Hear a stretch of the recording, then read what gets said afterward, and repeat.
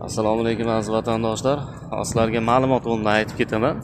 Biz hozir Uhud tog'iga keldik. Madina shahrida joylashgan Uhud tog'i. Uhud tog'i Kamol jangchilari o'zi mana bu yerda bo'lgan. Mana ko'ryapsizlar-a? Ana shu yerda bo'lgan kamonchilar. Mana bu yerda mana shahidlar bor mana bu yerda. Bu masjid yangi qurilibdi. Men 23-yilda kelgan paytimda bu masjid yo'q edi. Mana Uhud tog'i. Ko'ryapsizlar-a? Ketgan, qo'nni mashaqqa qarab ketgan. Qo'nni ketgan u. 7 kilometr uzunligida. Hali nimadadir aytganida Uhud tog'ichalik savob ko'ring degan duo bor edi. Hozir aniq eslolmayapman bu narsalarni. Mana shu Uhud tog'i degani mana shu bo'ladi. Endi tasavvur qilyapsizlar-a? Mana yerda mana ma'lumotlar berilgan. Men kelgan paytimda o'zbek tilida ham yozilgani bor edi.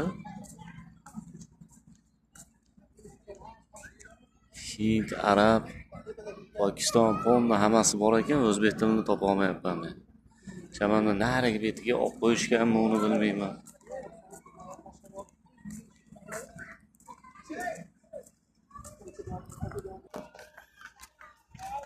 Masjidning chiroyligini qaranglar.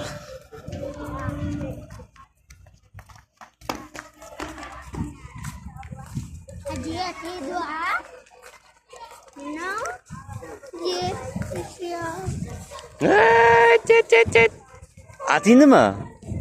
Ha? Hadiya?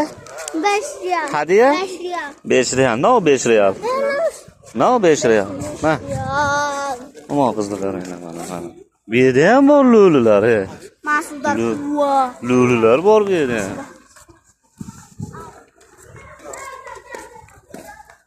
Ularning ichida ham topilmadi o'zbekcha yozuvi. Hechqisi yo'q.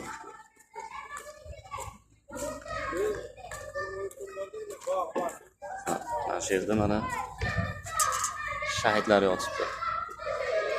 Uhud jangi bo'lgan paytdagi o'lgan shahidlar. Shuni Saodat asrini yaxshilab yana bitta qaytarib o'qigan bo'lganimda hozir to'liq ma'lumotlar berardim.